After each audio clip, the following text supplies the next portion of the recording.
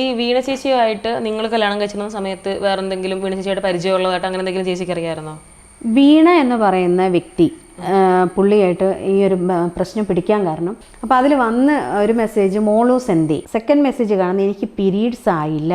അപ്പം ഞാനിത് പിന്നെയും വായിച്ച് ഞാൻ ജി നിങ്ങളെന്താ ഫോണ് സൈലൻ്റ് ആക്കി വെച്ചേ?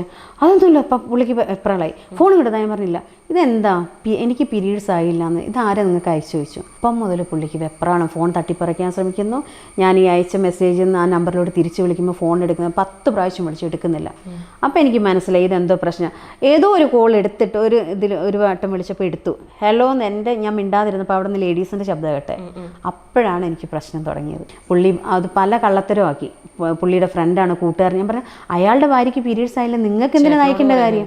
അപ്പോൾ തന്നെ പുള്ളി അങ്ങോട്ട് തിരിച്ച് വിളിച്ച് അപ്പോൾ പുള്ളിക്കാർ വീണ്ടും എടുക്കുന്നത് പറഞ്ഞു എന്ത് ശിവദാസൻ എന്ത് ചെയ്യുന്നു?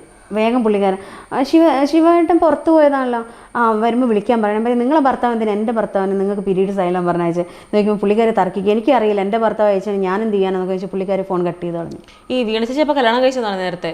കല്യാണം കഴിച്ച് 2 പിള്ളേരുണ്ട്. ഇപ്പം മോൻ ഇല്ല ആയിട്ടില്ല. അവരും പ്രേമിച്ച് കല്യാണം കഴിച്ചതാ. വീണ ചേച്ചിയും പ്രേമിച്ച് കല്യാണം കഴിച്ചത്. 11 വർഷം അയാളെ കൂടെ ജീവിച്ചതിന് ശേഷമാണ് ഈ പണി കാണിച്ചത്. അത് ഡിവോഴ്സ്ഡ് ആയിട്ടില്ല? ഇല്ല ആയിട്ടില്ല. അപ്പൊ വീണ ചേച്ചിയുടെ ആദ്യ ഭർത്താവ് അയാൾ ഇപ്പോഴും ചണ്ടയും കൊട്ടി ഓട്ടോ ഓടിച്ച് അതിലൊക്കെ നടക്കുന്നുണ്ട്. ആൾ ഈ പ്രശ്നങ്ങളൊന്നും ഇടപെടുന്നില്ല? അയാളൊന്നിനുമില്ല.